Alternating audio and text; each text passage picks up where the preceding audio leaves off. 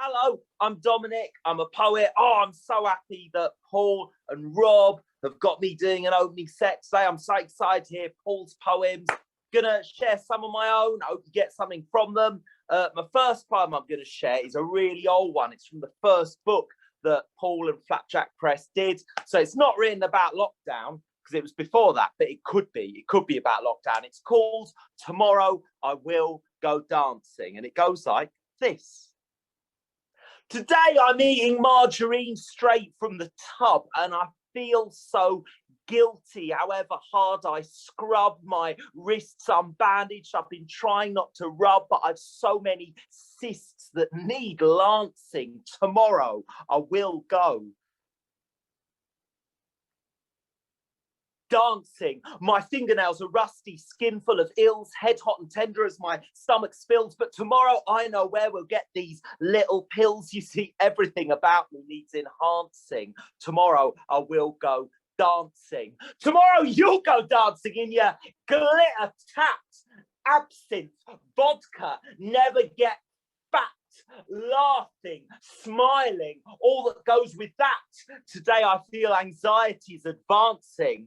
Tomorrow I will go dancing. Hear my father's voice warped and splintered today. He says, misery will find you, boy. You'll never get away. My head feels like a beehive on a warm summer's day when I see pretty things preening, prancing. Tomorrow I will go dancing. Well, everyone there's happy, falling into song. I want to be loved. I've been lonely for so long, and tomorrow's like a vessel, sail away from all this wrong where people say I'm ugly and can't sing. Tomorrow I will go dancing.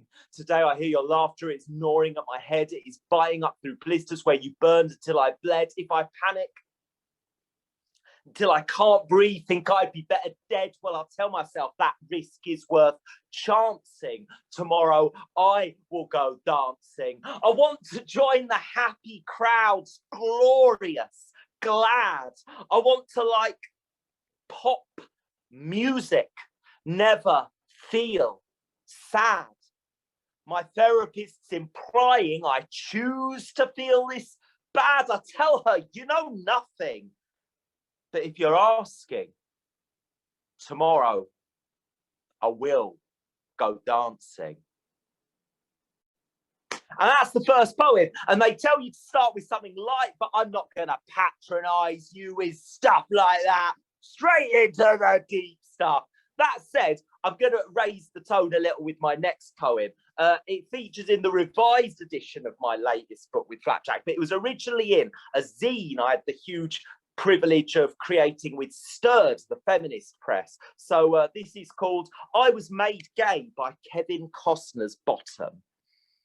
Because you can see all of Kevin Costner's bottom when he showers beneath a waterfall in the 1991 Hollywood movie Robin Hood, Prince of Thieves. And I know it is Costner's bottom, not merely some stunt bottom. For one evening in 91 on the television show Wogan, television presenter Terry Wogan interviewed Costner and asked him, is that your bottom? And Costner said yes. And I wonder, did Wogan feel then as I feel now, seeing Costner's magnificent, glistening, wet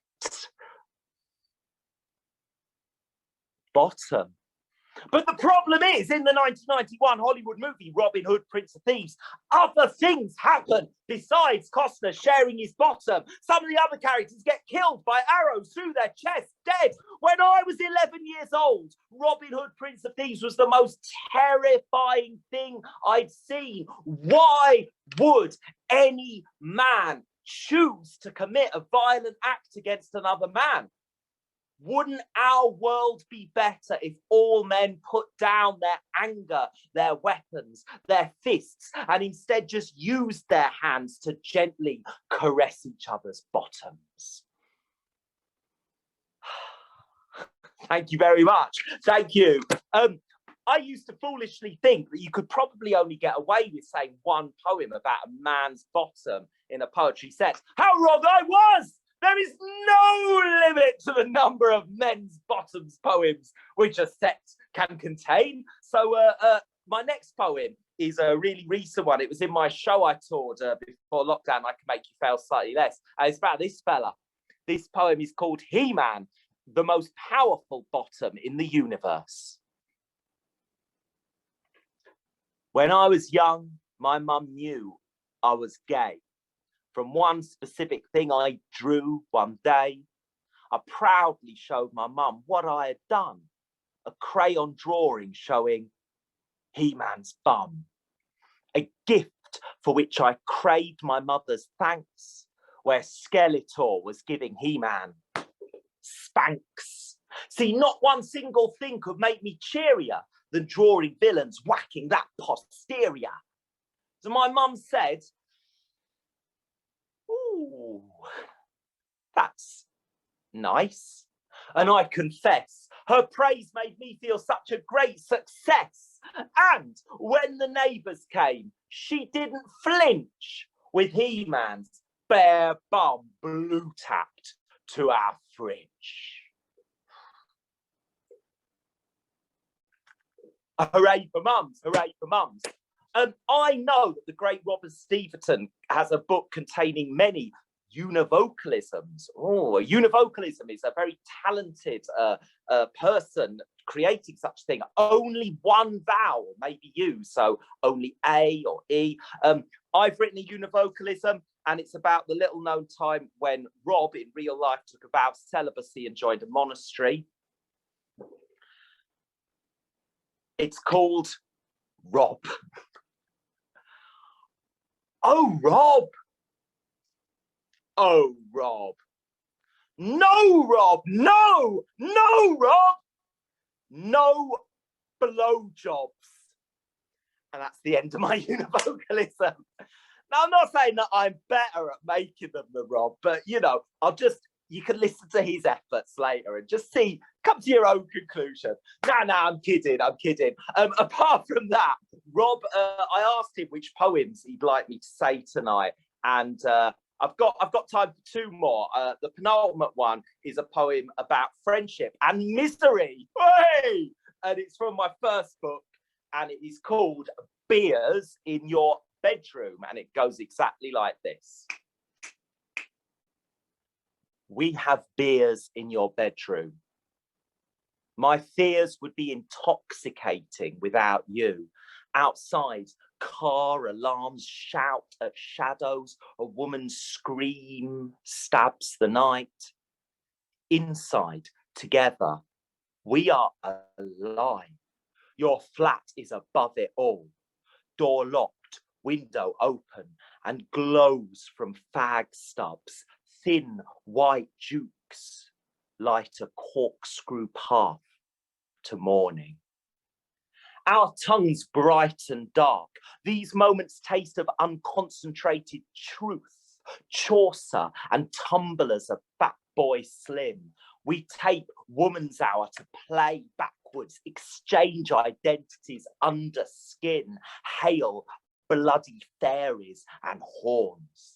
We dress up in old lovers' ideas, hang ours up to dry, see what drips out first, dissect entrails of aborted stories, whole scripts wait in a typewriter's puckered spool between shy, naked poems only ever printed on sheets of dusk. Then we unwrite the imperfect pop song, Kurt Cobain and Kiki D, Don't Go Breaking My Heart-Shaped Box. Our nights are so heavy with talk, we might even break through these floorboards, crash into the spiked street below, so I cuddle your sentences, sit tight, secure in our obscurity. We are the extra features on a DVD that people with jobs are too busy to watch. But we watch them and talk ourselves down in thick blankets of sun. You wrap my words up warm because I know they would freeze out there at bus stops, supermarket queues, or sat without vowels at office desks and the water cooler. One more poem from me. Cheers so much. Oh, I'm so excited about hearing Rob's set. So excited. So Rob and me are part of a wonderful club we attend, the Listening Party, an album club, where each week someone chooses a different album. And it's wonderful. It's a great thing. So I'm going to dedicate this poem to all the members of Listening Party, many of whom are watching tonight. Thank you for lovely Wednesdays. I always enjoy our times. This is my final poem, and the inspiration comes from the fact that people used to listen to their music on things like this, on iPods, and fashions have changed and people have chucked them away, got their Spotifys, and no one cares about iPods. So my final poem, before we hand over to lovely Rob with his far better univocalisms, my final poem is called I Won't Treat a Friend Like an iPod. Because an iPod's just a thing that has been made to break, to use until it doesn't work anymore, and then you throw it away, knowing your money will get you a better one, the latest one, ready for temporary adoration. Well, I won't be told that friends with depression should be thrown away. Happy people are not better people. You can sing me all your tracks, not just the cheesy pop you think will make me smile. Give me your difficult second album, the one with all the distorted guitar feedback and 7-minute jazz piano solos. Longer than All Around the World on Be Here Now. What many will dismiss as an obscure B-side could give deeper meaning that lasts and is too precious to delete from any library. An iPod's a thing that's made to break, but Leonard Cohen said there's a crack in everything. That's how the light gets in. Well, you're my Leonard Cohen and my Justin Bieber. Because we are weird, wailing, Kate Bush waking the witch. We are live, bootleg, Marvin Gaye's final concert 1983. You see, I know we can be chemical brothers, scissor sisters, sister sledge, for we are family. I believe that we can always be, for an iPod's just a thing that has been made to break. But I know all of us have been built to sing. And I've been Dominic Berry, and I've loved sharing my poems. Thanks so much, everyone. Cheers. Enjoy Rob's set.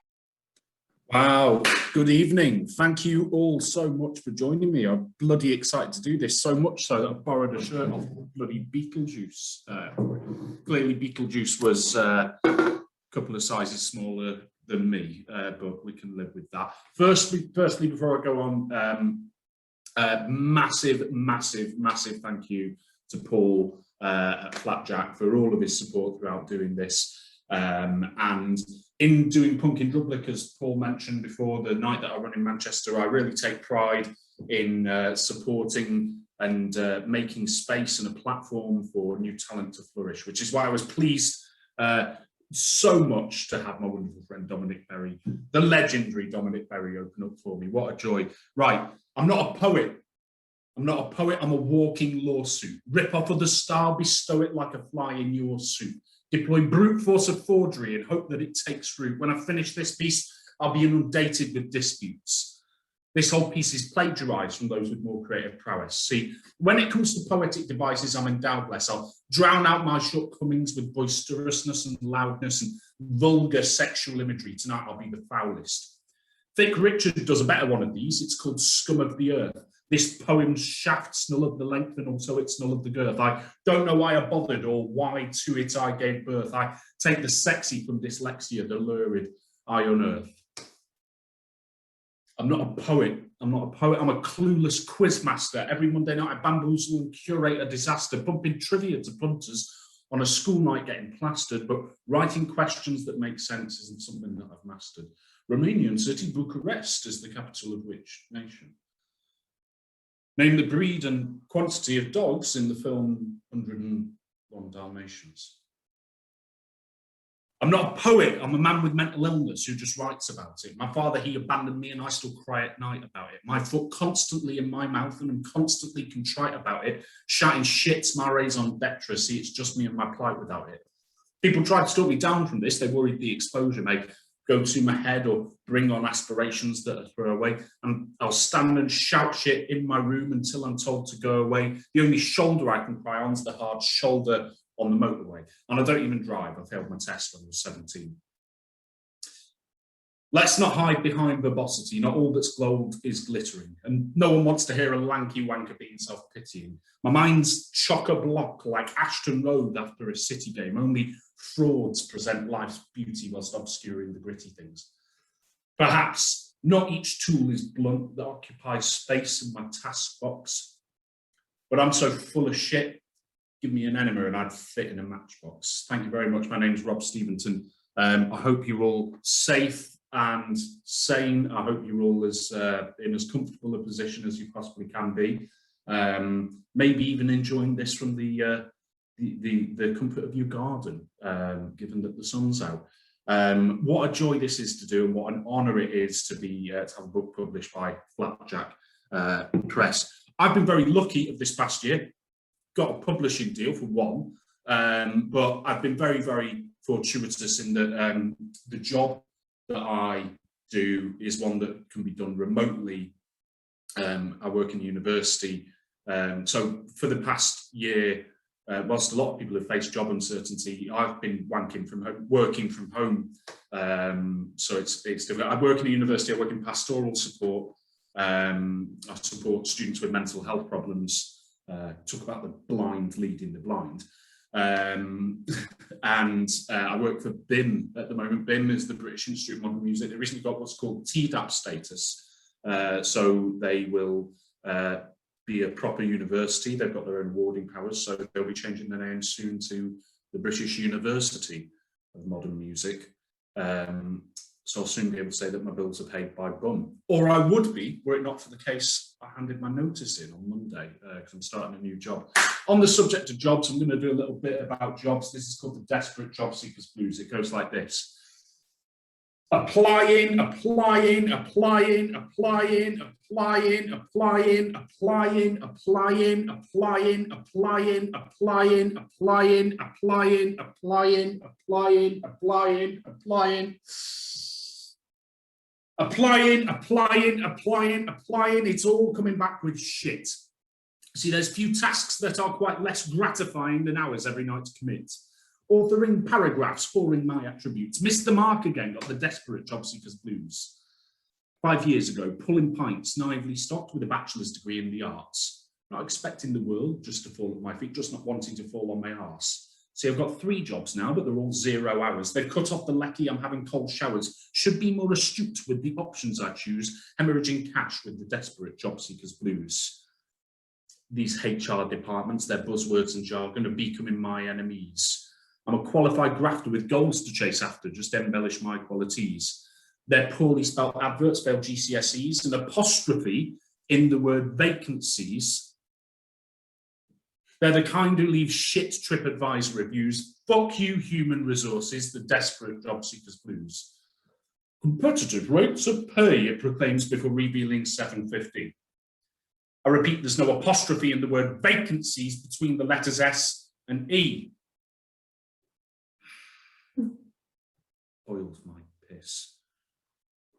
Call up my mother to tell her the news. Rejected again, got the desperate job seekers blues. See, the train to work's not a want, it's a need. I'm walking to work, my poor feet start to bleed. I'm tempted to start blogging shit apes of weed, and then with the profits start bribing indeed. Checking my junk mail for any hidden news. Banana skin on my career path, the desperate job seekers blues. Would my girlfriend forgive me if sexual favours were part of the bargain for fruits of my labour? Because I'll suck and I'll fuck, I'll be fucked and I'll rim if you'll just make my job prospects slightly less grim. No, I'm fine, don't worry. Hanging my tea bags to dry and reuse.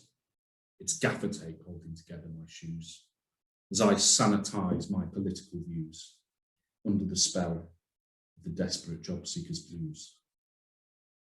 I turned up to my interview stinking of booze because I've given up now, but the desperate job seekers blues. Thank you, thank you. I only hope my new employers don't hear that. Okay, I'm going to move on swiftly. We live in very difficult, uncertain times. Might be aware in the news it's coming up, the eviction ban that's been in place over COVID is coming up to an end, and we're living in a housing crisis where housing has become a commodity rather than an essential, which it really is. This piece is about that. This piece is based on the world famous poem by Robert Steventon, The Desperate Job Seekers Blues. This is called The Desperate House Hunters Blues. It goes like this.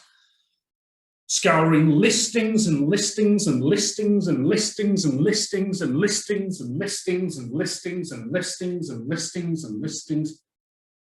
Scouring listings through Zoopla and Rightmove and Spare Room and ads in the evening news. As my tenancy ticks like a time bomb, I worry it will reach the end of its fuse. On a shoebox with back alley brothel views, my credit check failed, got the desperate house hunters blues. It's not fine to smoke or have pets or have debts, but it's fine to profit out of squalor. My income has taken a downturn this year, but my landlord wants more of my dollar. He tells me to tighten my belt and my collar, says he knows bailiffs personally he can holler. He's a football thug Tory with tribal tattoos, and I'm lining his pension, the desperate house hunters blues. I turn up to a derelict shell in Ardwick that is host to a studio flat. When I ask where the fridge in the kitchen is, Debbie, the letting agent, starts to laugh. Who needs a fridge these days with Uber Eats and that? Perhaps those who need to store fresh food intact. And all of these restaurants have 5-star reviews. Well, they're out of my price range, the desperate house hunters blues. If you're after compact, you can't get much compacter. Walls meet at acute angles, check with your protractor. The heating's stuck on like a nuclear reactor. These pea soup green bath towels have such a wow factor. Just send us 2 months' wages if it's this place you choose. I'll just live off Space Raiders, the desperate house hunters blues. There have been times where my cash hasn't stretched the whole month and evictions come close like a vicious affront. I'd be fucked if it weren't for friends. I'll be blunt. The top cause of homelessness is tight landlord cunts. We should all go on strike and just simply refuse to keep lining their pensions. The desperate house hunters blues. Thank you, thank you. I'm gonna wet my whistle. The ultimate irony I didn't add when doing that poem was, as you can see from the lovely surroundings, I mean, I live in quite a nice house in Levenshulme now. My landlord is my best friend, Paul. My oldest friend, Paul, is now my landlord. But the sentiment still remains, and he's a bit of a dick as well. So I'm not. This piece is about Paul. Paul has supported me in a plethora of different ways all throughout my 30 years, and I'm very, very lucky to have such a wonderful best and oldest friend as I do with Paul. This is a triolet. I first heard a triolet done by the wonderful Dominic Berry, who very kindly did a set just before. This piece is called Stunners, and it's about Paul. It goes like this. With sardonic solidarity, your mocking soothes my stress. You tell me you don't care, but I am not that gullible. Sometimes I need to be reminded the best remedy is jest. With sardonic solidarity, your mocking soothes my stress. I am relieved of my need to get all my worries off my chest. My date went well. You say, she'll find out you're unlovable. With sardonic solidarity, your mocking soothes my stress. You tell me you don't care, but I am not that gullible. That's for Paul, who's on holiday at the moment, so I don't think he's even been able to tune in. But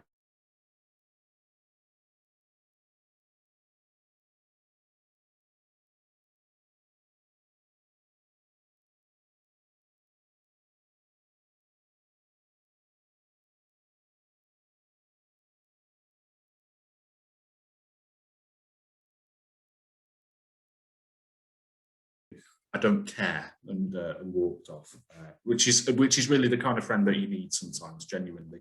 I wrote this limerick for Paul for his birthday. I'm quite a fan of the limerick form. There once was a man called Paul Nunnally who wore expensive clothes but wore them slovenly. These jeans, he would call out, walking round with one ball out, cost a lot, but they don't half fit funnily.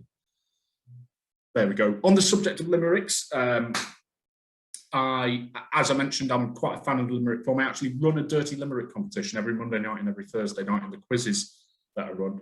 I literally have piles and piles and piles and piles of limericks that people have written for them, and it's a joy. So I've written a few myself on the basis that you can use poetry to sell anything these days, even your own services. An investment opportunity generously tipped to you by me. A plan rooted in rigours. Please invest 6 figures in my career of poetry. Some more where that came from. I am available for marketing purposes. If any business is watching who would like a limerick or any kind of poem written, sign me up. Reasonable rates. Please give me money. Your dating apps leave no match in sight. You're feeling your prospects aren't bright. A picture tip that's sound, upload it upside down. It makes people accidentally swipe right. Don't actually do that. It'd be a bit of a dick move. I just done a yoga class to get myself present and calm before this.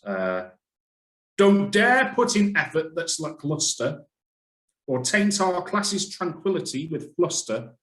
If you can't just calmly breathe, then please fuck off and leave. I'm the angry meditation instructor. There you go. I have really, really enjoyed tuning in to all of these Flapjack Press live streams and the Word Central open mic.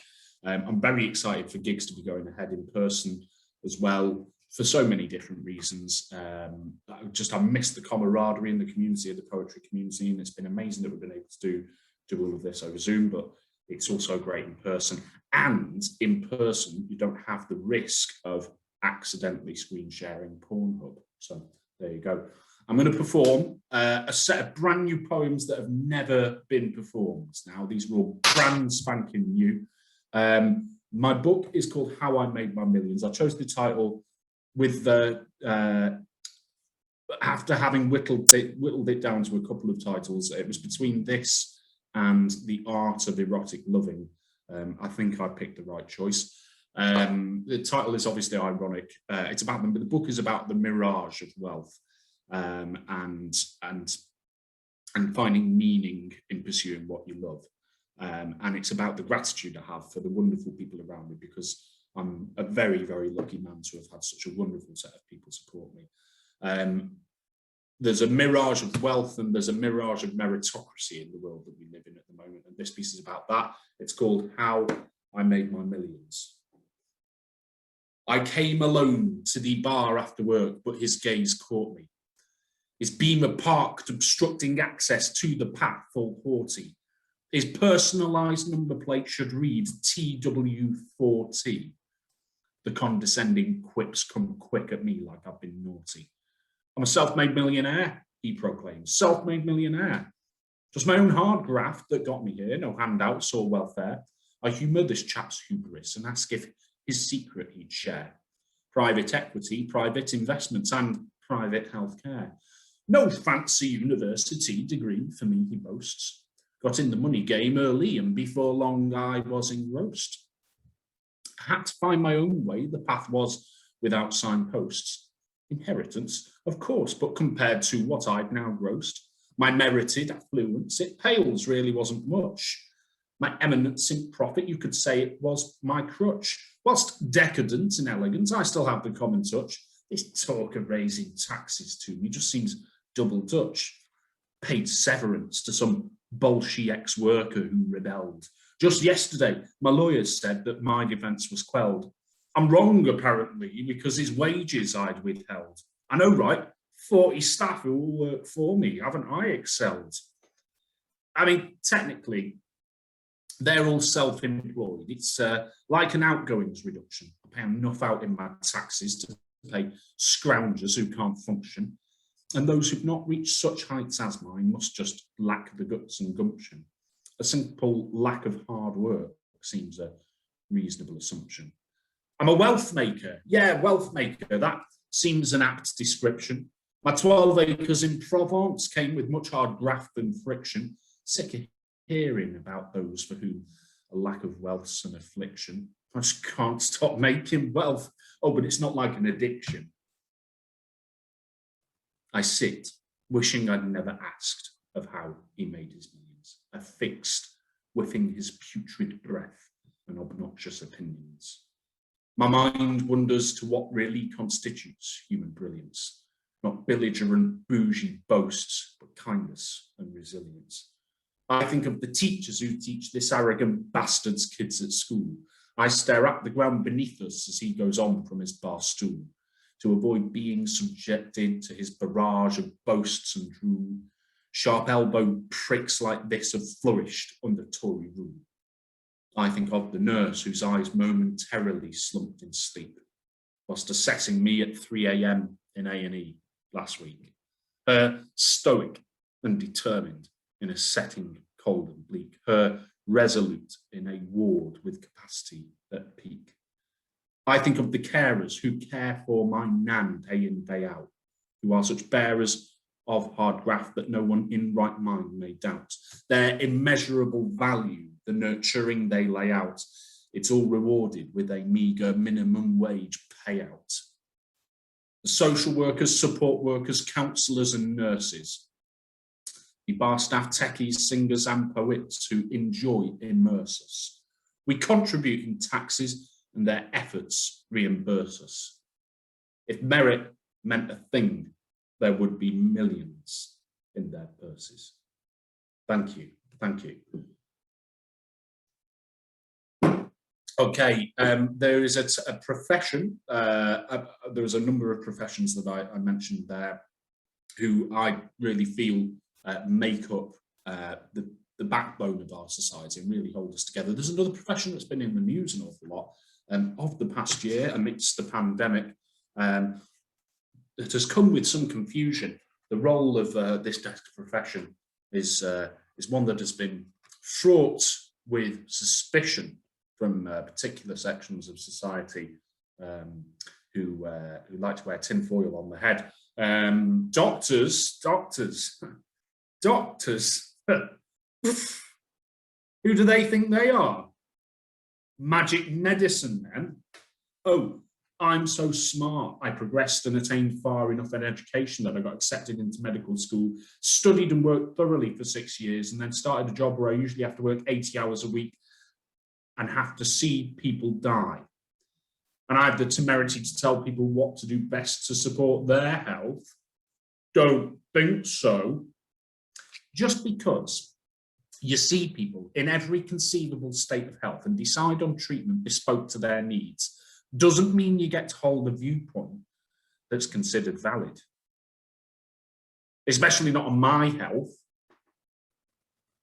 I once knew a person who died. The doctors didn't make them survive.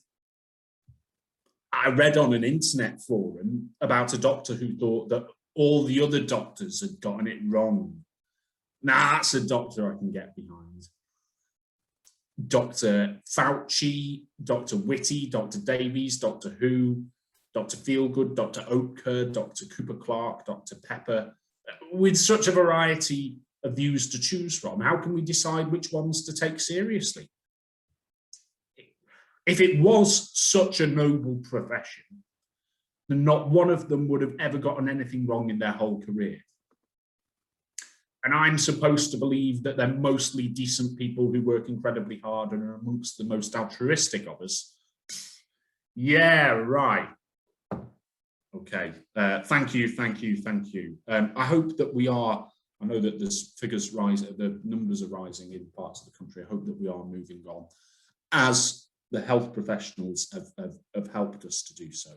My wonderful girlfriend works in the NHS on the front line and caught COVID the first time round. She's a COVID hipster. She got it before it was cool. Dominic Berry mentioned the Univocalism film. Now, I bloody love the Univocalism film. I have the Univocalism, as Dominic mentioned, is a poem that uses only one of the 5 vowels. Bloody got 5 in here, haven't I? I've used all of the vowels. That's right. I would like to think that makes me the Univocalism king, but I could imagine Luke Wright would want to contest me for that title. I'm going to do the Univocalism that I've not performed yet, other than for at a party, very drunk the other weekend. So hopefully this goes better than that. This one uses the letter I. All of the words within it use the letter I. And it is called City v. Grimsby. Jim McKinney, 36, driving his BMW riskily. Slyly skids his whip in slip with simplicity. Winning, Jim glibly spits, lighting his cig with skill whilst shifting it in fifth. City v. Grimsby by 6, timing it tightly. Swift, swift, Mr. McKinney. Jim's wishing City finish winning. Jim sits by pitch. Kick it! City striking with might. Kick him! City whipping Grimsby's tits. Grimsby still sitting in nil. Shit. City win 6-0. Jim grips his pint, wildly sings. Jim is windmilling his limbs, licking his lips, sniffing his ching, childishly picking fights in the wings, whilst giving Grimsby jip. Spirits slip. Pint spill, piss drips. Jim splits his lip. Jim's missus rings, lividly chiding Jim. Rigidly pissy with Jim's tipsy trips. Jim's missus is sick by his tipsy slips. Why, Jim? Why? Dignity, Jim. It's dignity. Jim sits in sin bin. Thing is right. Zip it, Jim. Zip it. Jim's missus spits. Jim is living in this grim prison. Blighty. Jim's blighty is fish and chips, insipid right-wing thinking, pints and tits. Thank you. I'm going to deviate slightly from the set list that I planned out and do another Univocalism. Bloody right. I'm going to do this one without the book. This is one I've just recently, in the job that I've recently handed my notice in, had the opportunity to teach spoken word performance poetry to students. It's been a joy, and this is one that I shared with them. This one uses the letter A. Just doing BSL for that one section of the poem, British Sign Language. I'm not going to translate the rest of the set into British Sign Language. Okay, this one uses the letter A. It's called Cashback. It goes like this. Cashback. Cashback. Cashback. Bank wants that back, man. Catch cash, pay back what can. Always lay a savvy plan. Back at drab shanty pad. Ants attack man's snack stash. Bad. Chap snacks at saggy salad. Chap casts once. Sways at sad ballad. Chap gawps at hard facts a la bank. Wayward chap lays back blank. Chap asks pal. Cash, pff, thanks. Chap's arm fat as chap has had many cry wanks. Chap's Pals chat bland mank drawl. Twats bark black cab cat calls. Chap falls back flat. Drab hallway falls. Can't stand sharp pangs. Clasps achy balls. Chap's fantasy walks past. Sassy lass, Natash. Happy Tash snarls sarcasm at chap. Taps away black fag ash. Chap walks away abash. Catch all cash, chap says. Catch all cash. Chap's gaffer grants chap a grand. Yay. Plays jazzy tracks all day. Bags Havana vacay. Chap swans away, drag garms, sachet away. Chap's jaw clamps, MDMA. Adamantly, chap start stay. Catch all cash, chap says. Catch all cash, says chap. Thank you, thank you. Okay, the book tells a story, and it's a story in a non-linear narrative. The second section of the book, however, is about how much this wonderful city of Manchester and all of the great people who inhabit it mean to me, and how grateful I am for it to have been the setting for the start of my poetry journey. I moved to Manchester in 2009 when I was 18, going on 19, and I moved up, as many people did, to study. This is about just how much of a different world we were living in those 12 years ago in 2009, because I think a lot of the things that we were dealing with at the time, we can dismiss to the dustbin of history. So this is about that.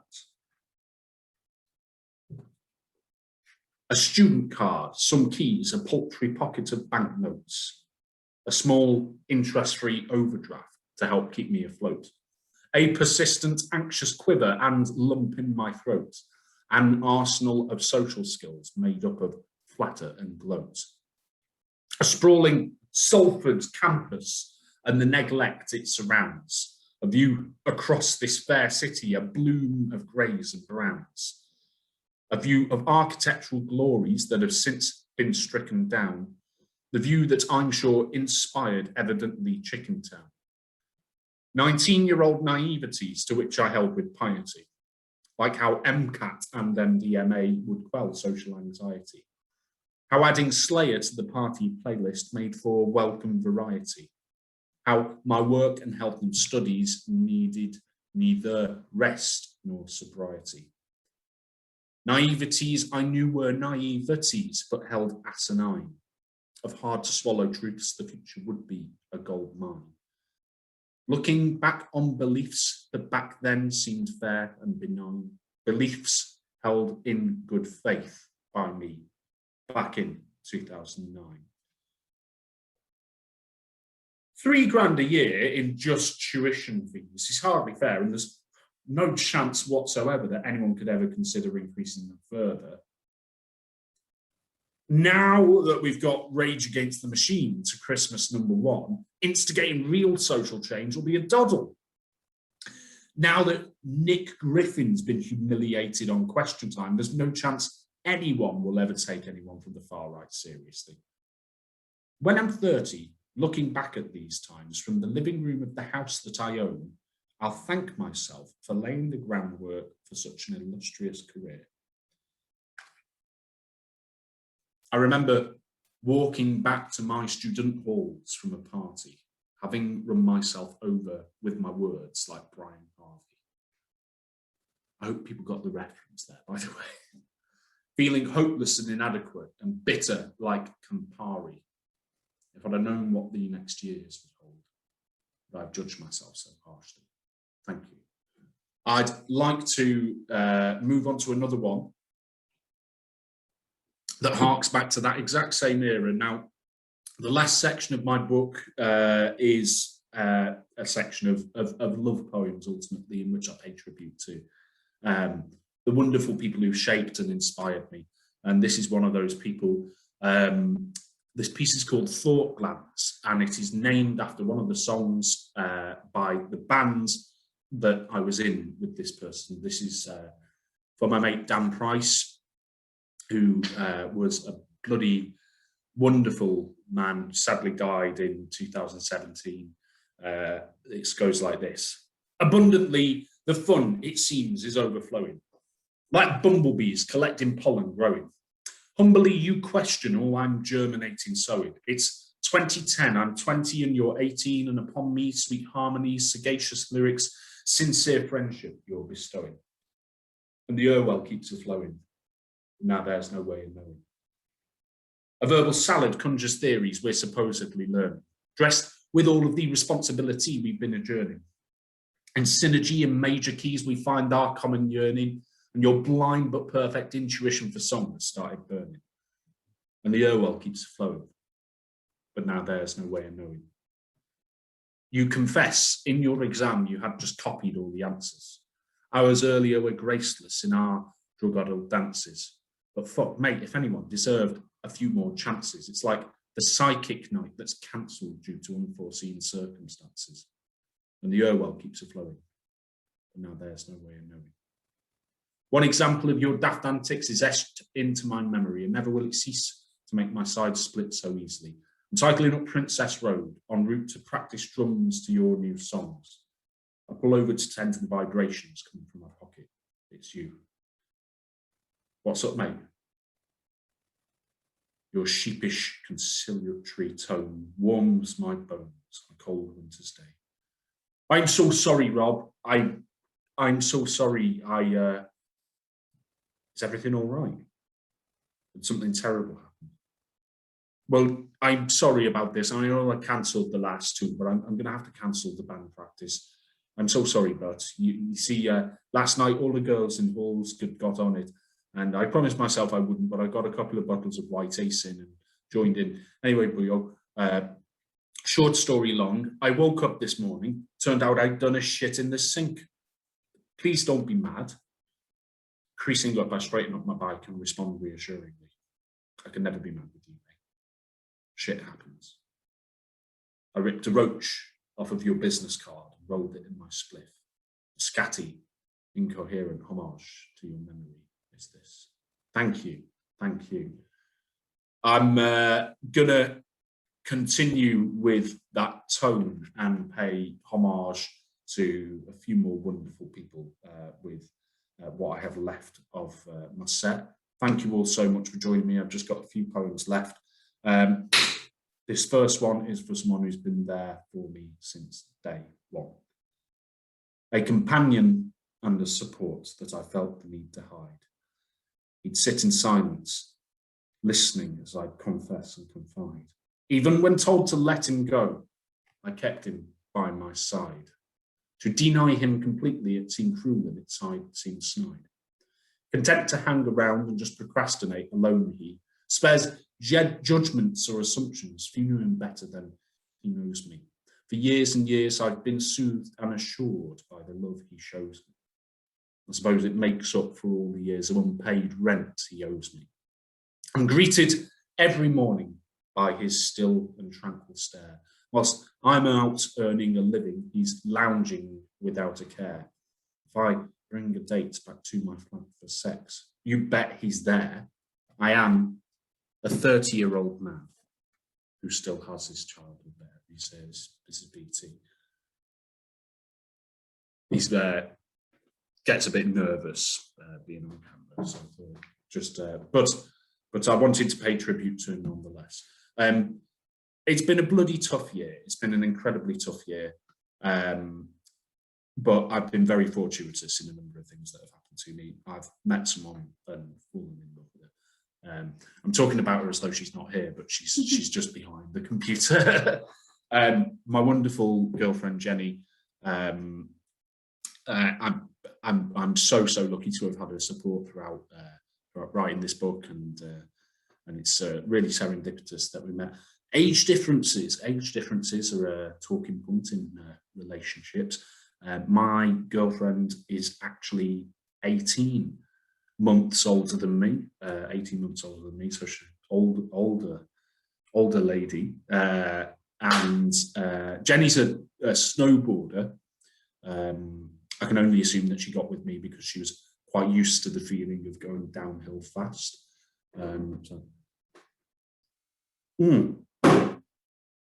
Okay, this piece is for Jenny. It's called Moonstruck Part 2. You left your toothbrush in my bathroom, leaving one morning. Made friends with mine and got comfortable over the sink. It was a memento of your presence, my bathroom door. It watched me showering nude, the pervert, flushing my face pink. The night before, we met for the first time under moonlight. The moon waxing gibbous, the streets are parabolic paths. Me eclipsed by intrigue and attraction as our paths collide. Serendipitous silliness, my hopeless humour made you laugh. Records spinning, dancing in the kitchen, each flirty footstep. The world distant downstairs, us naked, not giving a shit. I told you, you're beautiful. You smugly responded with, yep. Our moves synchronized and we fell comfortably in orbit. Our moves keep time to a slow meter that's cool in each sway. Like your image evoked from the sight of a record sleeve. Moves like me thinking your toothbrush in my bathroom should stay. Moves like your underwear left on my bed when you leave. Us sauntering streets passers by, sickened and I don't mind. I want more permanence of your presence, like the stars above me. Laughing each other's pain away, our solace aligned. Like galaxies, you seem so achingly rare and lovely. With you, I am sure, I'm moonstruck and in awe. I found someone who I want to quit smoking for, a future with memories keep making more, the whole of you I don't want to cease to explore. We may wax and wane, injuries will sustain, from some fights we'll abstain, and life will inflict pain, but in orbit we'll wax, and in orbit we'll wait, and in orbit together, for long will remain. You left your toothbrush in my bathroom again this morning. I noticed it there and I thought of our orbit for hours. Our permanence of our waxing and our waning was dawning. I'm hoping that one day we'll have a bathroom. Thank you, thank you. I've just got a couple more pieces to do. So the first of these is, again, a love poem in which I pay tribute to someone who has again been there for me since day one because they gave birth to me.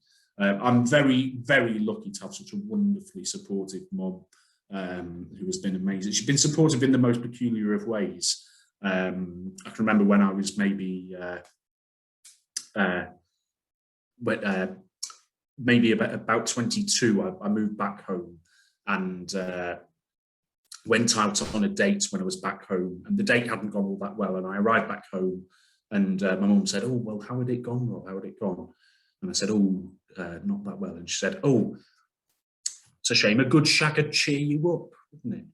And I remember I had an extra role in the fantastic Russell T Davies LGBTQ comedy drama Cucumber, which was brilliant. My mum called me up after the first episode had aired and she said, well, have you watched it, Rob? I said, oh, I've not gotten around to it. I'll watch it on Florida. She said, well, I just wish you'd told me it was all about Bloody Willie before I got all of my friends from church to watch it.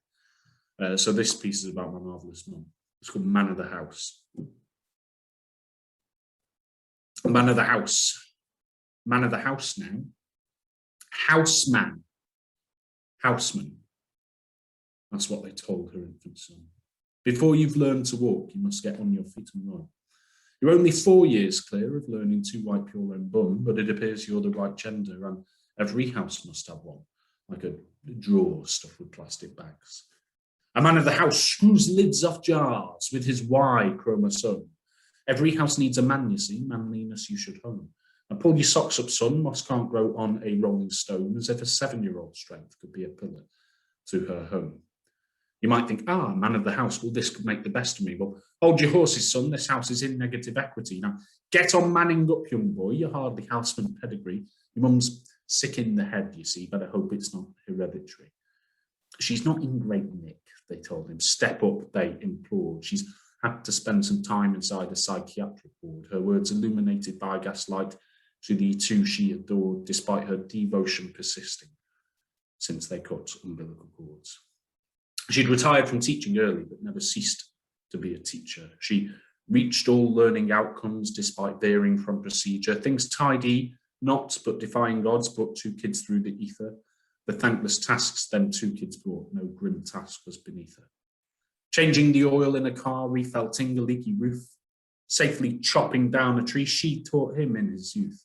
She'd watch on with discernment when he got too big for his boots, and when necessary, she'd knock him down a peg or two, like when at 14, she drove round to pick him up off his paper round after he passed out and projectile vomited down a cul-de-sac following an evening of underage drinking. She said nothing, leaving it to him to suss out that he was reaping what he'd sowed. But when at 24, he arrived home and showed a picture of his new girlfriend on his phone, and she said, "Bloody hell, Rob, has she got a guide dog?" Facebook Market charity shop finds keep her heart a boom.